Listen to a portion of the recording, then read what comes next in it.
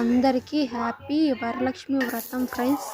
నన్ను సపోర్ట్ చేసిన ప్రతి ఒక్కరికి థ్యాంక్స్ ఫ్రెండ్స్. నేను ఈరోజు కేసర్ రవ్వ చేస్తున్నా ఫ్రెండ్స్.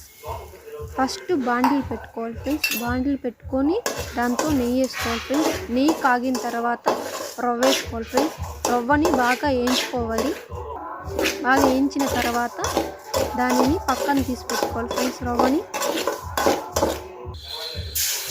పక్కన తీసి పెట్టుకున్న తర్వాత 2 కప్పులు వాటర్, 1 కప్పు మిల్క్ వేసి తర్వాత చక్కెర వేయాలి ఫ్రెండ్స్. చక్కెర వేసిన తర్వాత చక్కెర కూడా 1 కప్పు వేయాలి. నేను బీట్రూట్ వేసాను ఫ్రెండ్స్, అందుకే ఆ కలర్ వచ్చింది ఫ్రెండ్స్. మీకు కూడా కలర్ కావాలంటే బీట్రూట్ వేయండి.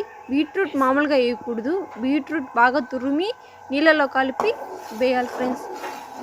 బాగా కలబెట్టిన తర్వాత ఎసురు కాగిన తర్వాత రవ్వ వేయాలి ఫ్రెండ్స్. రవ్వని బాగా కలుపుతూ ఉండాలి, లేకపోతే ఉండలు కడుతుంది. అందుకని బాగా కలుపుతూ ఉండాలి.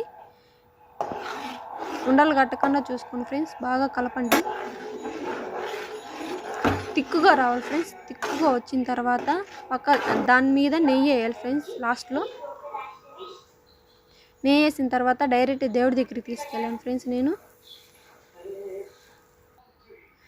నేను ఇలా దేవుడి రూమ్ని ఇలా డెకరేషన్ చేశాను ఫ్రెండ్స్. దీపారాధన చేసుకుని దేవుడికి ప్రసాదం పెట్టి టెంకాయ కొట్టుకున్నాను ఫ్రెండ్స్. మేము సింపుల్గా చేసుకుంటాం ఫ్రెండ్స్ వరలక్ష్మి వ్రతం.